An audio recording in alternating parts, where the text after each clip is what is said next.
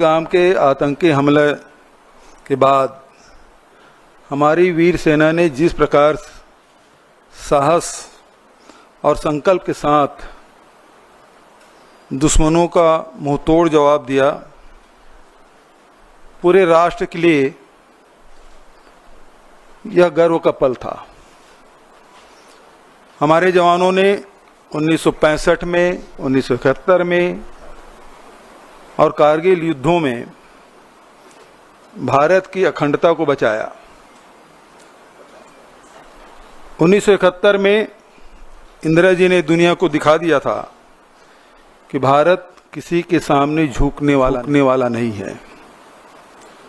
आज भी हमारी सेना उसी जज्बे के साथ सीमा पर डटी हुई है। कांग्रेस पार्टी उनके साथ कंधा से कंधा मिलाकर खड़ी है।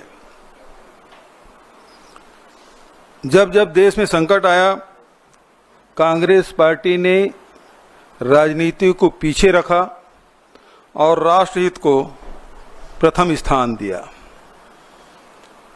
1965 में लाल बहादुर शास्त्री जी ने जो नारा दिया, आज भी वह बहुत प्रसिद्ध है, जय जवान जय किसान। इस नारा देकर उन्होंने राष्ट्र को एक सूत्र में बांधा। 1971 में इंदिरा जी ने अमेरिका के दबाव को ठुकराकर पाकिस्तान को धूल चटा दिया था। आज भी हमारा वही संकल्प है। आतंकवाद के खिलाफ संघर्ष में राजनीति नहीं, राष्ट्रवाद चाहिए। हमने इंदिरा जी से सीखा है, दुश्मन से बातचीत की मेज पर जब बैठें तो कमजोरी नहीं ताकत दिखाएं।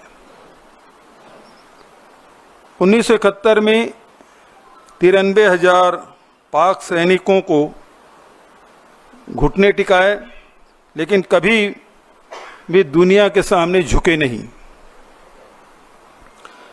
आज सरकार से पूछिए, क्या अमेरिका के दबाव में हमने अपनी नीति बदल दी? इस संकट की घड़ी में कांग्रेस ने सभी राजनीतिक कार्यक्रम रद्द किए।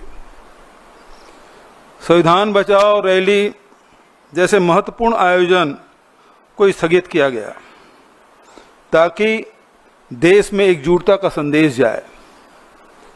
हमने जय हिंद यात्रा निकाली, जिससे सेना का मनोबल बढ़े और जनता के बीच जनता आतंकवाद के खिलाफ एकजुट हो। हमने सरकार से कहा, चाहे जितना बड़ा संकट आए, कांग्रेस आपके साथ है। जब पूरा देश सेना के साथ खड़ा था, भाजपा नेता ट्विटर पर यूपीए एनडीए की तुलना करके मुद्दे को राजनीतिक रंग देने में लगे थे। उनके नेता हमने सर्जिकल स्ट्राइक किया, कांग्रेस ने कुछ नहीं किया। जैसे ट्वीट करके सेना की बहादुरी को अपनी उपलब्धि बताने की कोशिश की। सवाल है, क्या सेना के बलिदान को चुनावी बयानबाजी में इस्तेमाल करना उचित है? एक भाजपा नेता ने ट्वीट किया, कांग्रेस के समय में आतंकवादियों को माफी मिलती थी, मोदी जी ने सीमा पर सबक सिखाया। यह झूठ है। हमने हमेशा आतंकवाद को कड़ाई से निपटाया, चाहे 71 की बात हो, चाहे 84 की बात हो, या अनेक उदाहरण दिए जा सकते हैं। हमने स्पष्ट संदेश दिया कि भारत की एकता से खिलवाड़ बर्दाश्त नहीं। कांग्रेस ने पूरे देश में जय हिंद यात्रा निकाली, जो सशस्त्र बलों के पराक्रम को सलाम और आतंकवाद पीड़ितों को श्रद्धांजलि देने की मुहिम। यह यात्रा सेना की वीरता को याद करते हुए समाज में मेलजोल और राष्ट्रीय एकता बढ़ाने का माध्यम भी बनी। दूसरी तरफ भाजपा एक राष्ट्र संकट वाली स्थिति में भी राजनीति करती रही। उसके बाद भी कांग्रेस पार्टी सरकार के साथ खड़ी रही, क्योंकि हम देश के हित की बात करते हैं। अब हम पारदर्शिता की मांग करते हैं। अमेरिकी राष्ट्रपति ने अचानक युद्ध विराम की घोषणा की। क्या भारत सरकार की कूटनीतिक नाकामी नहीं है? जनता जानने के हकदार हैं। क्या हमने तीसरे पक्ष के हस्तक्षेप को स्वीकार कर लिया? पाकिस्तान से वादे क्या लिए, ये भी हमें जानने का हक है। जनता जानना चाहती है। कांग्रेस की मांग मैं फिर से दोहरा देना चाहता हूं, जो राहुल जी और खड़गे जी ने पत्र लिखकर कहा कि संसद की विशेष सत्र बुलाई जाए और उसमें सभी दलों को बताएं कि युद्ध विराम की शर्तें क्या हैं। आज पूरे देश में जो घटनाक्रम घटी है, 22 अप्रैल से लेकर आज तक, जहां हमारे 26 लोगों की जान गई, पूरा देश उद्वेलित था कि आतंकवाद को समाप्त कर दिया जाए। और उस दिशा में कांग्रेस पार्टी ने भी समर्थन दिया। सरकार जो भी कदम उठाए, हम उनके साथ हैं। सरकार ने कदम भी उठाए, सेना से एक खुली छूट उन्होंने दी और हमारे सेना ने आतंकी ठिकानों को नेस्त नाबूद किया। लेकिन उसके बाद जिस प्रकार से ट्रंप का जो ट्वीट आया है, वो सब हम सबको चौंकाने वाला है। सभी अचंभित हैं और इससे बहुत सारे सवाल हम सब के मन में हैं। क्या हमने ट्रंप के जो बयान आए उससे हमने मध्यस्थता स्वीकार कर ली? क्या शिमला समझौता अब रद्द हो गए? हम लड़ाई आतंकवाद के खिलाफ लड़ रहे थे, यहां कश्मीर इस मामले में बीच में आ गया। बहनों और भाइयों, हमारा ये बहुत सारे सवाल हैं और इसलिए कांग्रेस पार्टी ये मांग करती सरकार से ऑल पार्टी मीटिंग बुलाए और संसद के विशेष सत्र बुलाए जाए, ताकि स्थिति स्पष्ट हो सके। जनता जानना चाहती है और ये जो शंका के जो माहौल बना हुआ है, वो बादल छटना चाहिए कि सरकार ने क्या वर्षों से चली आ रही हमारी जो रणनीति है उसे बदल दिया गया है, ये जानना चाहती है। आप लोगों की तरफ से कोई सवाल हो तो सादर आमंत्रित। सर, आपने पूछा कि क्या मॉडलिटीज है चीज फायर की देश को बताना चाहिए। निशिकांत दुबे हैं, सांसद हैं, उनका ये कहना है कि मोदी जी ने ये फैसला मानवता को बचाने के लिए लिया है। तो आपको लगता है कि ये भी कारण? देखिए, सवाल हम सरकार से पूछ रहे हैं, निशिकांत दुबे जी से नहीं। निशिकांत दुबे जी सांसद हैं, वरिष्ठ सांसद हैं। हो सकता है उनके ब्लू आई बॉय हो और उसके बहुत सारे जो बयान हैं जो चर्चित रहे हैं, जिस प्रकार से सुप्रीम कोर्ट के खिलाफ उन्होंने टिप्पणी की, वो सब जानते हैं और उसे किनारा कर लिया गया। तो मैं नहीं समझता कि ये सरकार की तरफ से कोई बयान है। सरकार जवाब दे, क्यों विशेष सत्र नहीं बुला सकती? इसके पहले भी देखें, जब भी युद्ध होता रहा है उस समय दोनों सदन चले हैं, ये रिकॉर्ड में है। अब क्यों नहीं हो सकता? क्योंकि इतनी बड़ी घटना घटी और उस घटना के बारे में जानकारी लेने का सबको अधिकार है, देश जानना चाहती है।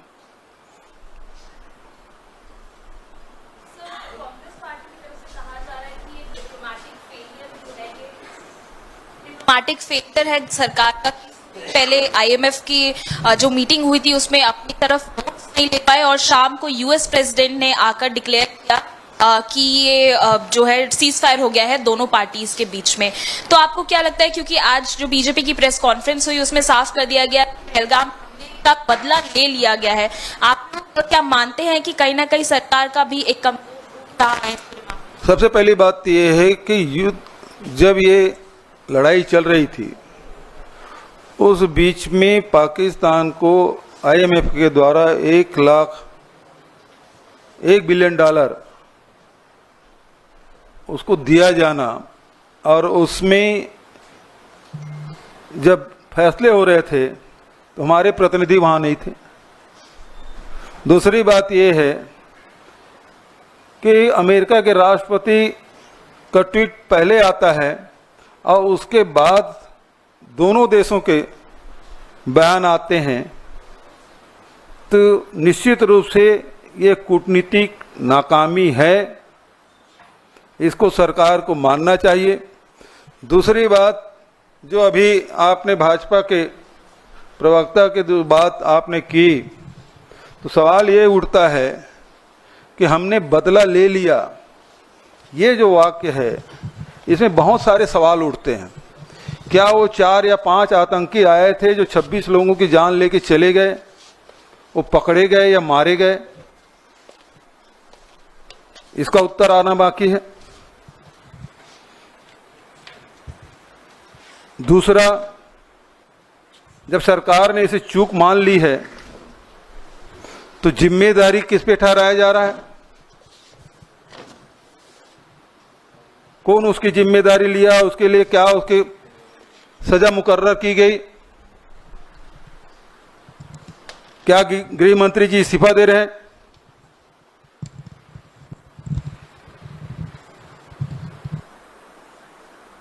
सवाल तो ये है, 26 लोगों की जान गई है, और यदि इसमें इस प्रकार से कार्रवाई नहीं करेंगे तो निश्चित मान के चलिए कि आने वाले समय में भी इस प्रकार की घटना की यदि पुनरावृत्ति होती है तो किसी पे जिम्मेदारी नहीं ठहराया जाएगा। इसलिए बहुत जरूरी है कि सरकार बताए कि 4 आतंकवादी मारे गए या नहीं, पकड़े गए या नहीं, और ये जो चूक हुई है जब स्वीकार कर लिया है तो उसके लिए जिम्मेदार कौन है, उसे क्या सजा दी जा रही है?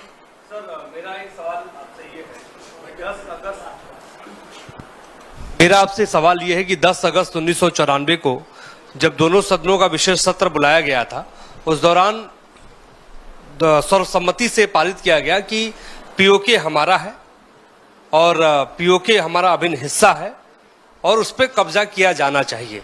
ये 1994 की बात है। 2025 के दौर में आप लोग क्या सोचते हैं? आज भी पीओके हमारा है, उस पर कब्जा किया जाना चाहिए, क्या कब्जा किया जा सकता था? देखिए, प्रश्न आतंकी हमले का है। प्रश्न वहां से शुरू होता है कि 26 लोगों को धर्म पूछ के मार डाला गया और आतंकवाद समाप्त करने के लिए ये लड़ाई जंग छिड़ी। अब ये बात आई कि पीओके को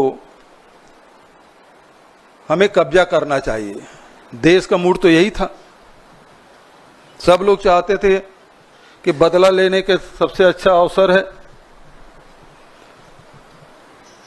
और मीडियम चल भी रहा था। कोई इस्लामाबाद पहुंच गए थे, कोई कराची पहुंच गया था, कोई रावलपिंडी में कब्जा कर लिया था। तो जनता तो यही मानेगी कि ना ये जो दिखाया जा रहा है वही सही है, तो पीओके कब्जा कर ही लेना चाहिए। और जब 1994 में आपने इसे पारित कर लिया है और देश ने माना पीओके हमारा है, और शिमला समझौते में भी द्विपक्षीय बात हुई थी, अब इस लड़ाई के बाद तो यह है कि तीसरा पक्ष तीसरे निष्पक्ष जगह में जाके आपको चर्चा करनी है। तो ये तो बहुत ही हम लोगों के लिए दुखद एक घटना है और ये शर्तें जो है हम सब के लिए बहुत ही शर्मनाक हैं। सर, आम जनता जो आम सेंटीमेंट है वो बहुत भार पर है और उनको लग रहा है कि हमारा जो देश है उसकी जो मनोभावना थी उसके साथ खिलवाड़ हुआ है। कांग्रेस पार्टी प्रमुख विपक्षी दल है, वो उसे किस तरह से लेती है, पार्टी का क्या मानना है? आम जन अपने आप को ठगा हुआ सा महसूस कर रहा है। पहले हम आतंकवादियों के कैंप पर हमला करने गए थे, फिर उन्होंने हम पर जब दोबारा हमला किया तो हमने तय किया हम धूल में मिला देंगे, एकाएक शांति प्रस्ताव आ जाता है। तो कांग्रेस पार्टी का क्या स्टैंड है? क्या वो आम जनता के साथ है? उसकी सोच भी यही है?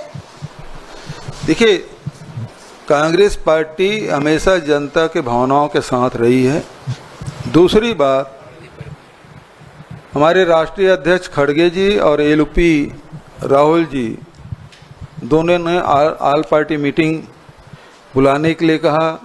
आल पार्टी मीटिंग हुई, प्रधानमंत्री नहीं आए। दोनों बार दोनों हमारे नेता गए और उन्होंने स्पष्ट आश्वासन दिया कि इस संकट की घड़ी में कांग्रेस पार्टी सरकार के साथ है, सेना के साथ है। जो भी कदम उठाए सरकार और सेना, हम उनके साथ हैं। अब सवाल ये उठता है कि प्रधानमंत्री जी ने कहा कि सेना को खुली छूट दे दी गई, तो वापस कब ले लिया गया ये आदेश? बीजेपी का कहना है देयर आर 20 कंट्री, बीजेपी का कहना है कि 20 कंट्रीज जो है उन्होंने सपोर्ट किया है इंडिया को, लेकिन आईएमएफ का लोन तो दे दिया गया पाकिस्तान को। तो कहीं ना कहीं आपको लगता है हमारी फॉरेन पॉलिसी फेल हो गई इस बार? देखिए, एक बात स्पष्ट है कि आप इस लड़ाई में देखें आपके समर्थन में कौन कौन देश आए हैं। जो रूस हमेशा हमारे साथ खड़ा होता था हर संकट में, वो हमारे साथ नहीं दिखे। आज प्रधानमंत्री जी अमेरिका परस्त हो गए हैं, लेकिन अमेरिका ने उसका पहला बयान क्या था, उसको ध्यान में रखिएगा। तो आज हमारे साथ न पड़ोसी देश हमारे साथ हैं, न विश्व में हमारा कोई साथ देने वाला। स्पष्ट रूप से जब संकट आया तो खड़ा होने वाला कौन सा देश हुआ? जबकि नॉन अलाइनमेंट जब मूवमेंट चला, नेहरू जी से लेके इंदिरा जी और राजीव जी तक कितने देश हमारे साथ खड़े होते थे, और आज हमारे पड़ोसी देश भी हमारे साथ नहीं खड़ा हो रहा है। वकील साहब इधर। अच्छा, मेरा सवाल ये है कि बीजेपी की भी बड़ी बैठक हुई है और उसमें ये कहा जा रहा है कि बीजेपी ने कहा है कि जैसे पाकिस्तान को धूल चटाया गया है, ये एक पूरा कैंपेन देश भर में चलाएगी बीजेपी और बताएगी लोगों को कैसे धूल चटाया गया, और कांग्रेस पार्टी के सारे सवालों का जवाब भी बीजेपी देगी। आप लोग भी कोई कैंपेन चलाएंगे क्या इस मसले को लेकर? देखिए, एक बात स्पष्ट है, कैंपेन चलाने की जरूरत नहीं है।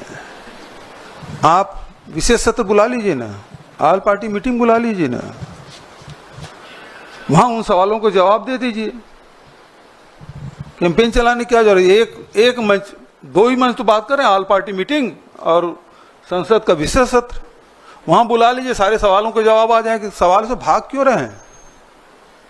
आल पार्टी मीटिंग की बैठक में प्रधानमंत्री दो बार नहीं आए, इसीलिए खड़गे जी ने कहा कि अब आल पार्टी मीटिंग होगी और यदि प्रधानमंत्री नहीं आए तो हम उसका बाइकाट करेंगे, हम नहीं जाएंगे उसमें। बघेल जी, भारत और पाकिस्तान के बीच युद्ध विराम एक तीसरे देश की मध्यस्थता के बाद हुई और इसकी औपचारिक घोषणा भी किसी तीसरे मुल्क के राष्ट्रपति ने की है। क्या आपको ये लगता है कि भारत सरकार के परंपरागत रूप से जो स्टैंड थे उसके साथ खिलवाड़ हुआ है और देश की जनता के भावनाओं के साथ विश्वासघात हुआ है? बिल्कुल, दोनों बात, दोनों आपके दोनों सवाल में ही उसका उत्तर है कि हम वर्षों से जो हमारी जो विदेश नीति रही है उसमें बदलाव हुआ है, यही तो हम सवाल कर रहे हैं। क्या आपने बदल दिया है? दूसरा, देश के जनता के साथ के भावनाओं के साथ खिलवाड़ हुआ है, देश की जनता अचंभित है, ये कैसे हो गया? जो विश्व गुरु की बात होने की बात करते, विश्व गुरु को छोड़ दीजिए, उसके पहले भी आप देख लीजिए कि नेहरू जी से लेके इंदिरा जी और राजीव जी तक के जो नॉन अलाइनमेंट वाली बात एक ताकत के रूप में भारत को देखा जाता था, आज अमेरिका जो भी कहे हम सुनने और मानने के तैयार हैं। 1000 साल पुराना हमारी समस्या है कश्मीर, एक बार नहीं 2-2 बार बोल रहे हैं ट्रंप जी, लेकिन उसका प्रतिवाद भी हम नहीं कर पा रहे। हमारी स्थिति ये हो गई है, इतनी दयनीय स्थिति हमारी हो गई है। बघेल साहब, सर 2 सवाल है। पहला यह है कि सत्ता पक्ष ये कह रहा है कि जो ऑपरेशन सिंदूर था उसमें 100% जो ऑब्जेक्टिव था, लक्ष्य था, वो हासिल किया गया है। वो संतुष्टि जता रहे हैं पूरे ऑपरेशन सिंदूर से। क्या इस बात से कांग्रेस पार्टी सहमत है? क्या कांग्रेस को लगता है कि ऑपरेशन सिंदूर में 100% जो लक्ष्य था भारत का वो हासिल किया गया है? यदि ऐसा है तो विशेष सत्र क्यों नहीं बुलाते? वहां सवाल भी हो जाएंगे, जवाब भी दे दिया जाएगा, तो पूरा देश सुन लेगा, दुनिया भी सुन लेगा। नहीं, आप लोग अग्री हैं कि ऑपरेशन सिंदूर 100% सफल रहा, हाँ या ना? मैंने पहले आपको कहा कि यदि 26 लोग की जाने गई है, वो 4 या 5 जितने भी आतंकवादी रहे पकड़े गए क्या? यदि पकड़े नहीं गए हैं तो आपके ऑपरेशन सिंदूर कैसे सफल मानेंगे आप? दूसरा, उसके जिम्मेदार कौन है इस चूक का? आपके ही आश्वासन पर तो लोग वो कश्मीर गए, कब सब कुछ सामान्य है, आप चले जाइए, सब परिवार के साथ गए और परिवार के सदस्यों को से बिछड़ के वापस आ गए।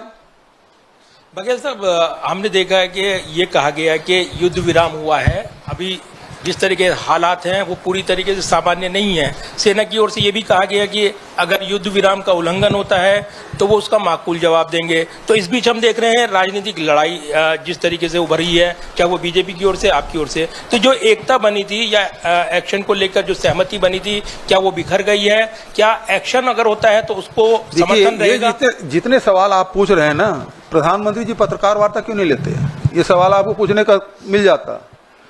यदि प्रश्न को उत्तर नहीं देना चाहते तो विशेष सत्र बुला लीजिए, ऑल पार्टी मीटिंग बुला लीजिए, आपके तरफ से हमारे ऑल पार्टी के सदस्य लोग सवाल पूछ लेंगे, सांसद लोग सवाल पूछ लेंगे। और सवाल इस बात का है कि यदि सीज फायर हुआ, उसके बाद भी 300-400 ड्रोन गिराए हिंदुस्तान में, अटैक उन्होंने किया, क्या जवाब दिया आपने? यदि सेना का हाथ नहीं बांधे होते तो जवाब नहीं देते। एक तरफ सेना खुली छूट की बात करते हैं, दूसरी तरफ ड्रोन को हम केवल रोक ही रहे हैं, अटैक नहीं किए। उल्लंघन कर दिया तो लड़े क्यों नहीं आप? आपने सवाल उठाया इंदिरा गांधी जी का, उससे पहले कांग्रेस पार्टी लगातार कर रही है, आपने भी कहा, तो क्या भारत का पक्ष इस पूरे जिस तरीके से सीज़फायर हुआ इसमें क्या भारत का पक्ष आप मानते हैं कि कमजोर हुआ है? देश अपने आप को ठगा हुआ महसूस कर रहे हैं, अपमानित महसूस कर रहे हैं, शर्मिंदित हैं। जिस प्रकार से ट्रंप ने जो घोषणा की है, जो हमारा मस्तक है वो झुका है, इसीलिए तो हम विशेष सत्र की मांग कर रहे हैं। आदरणीय साथियों,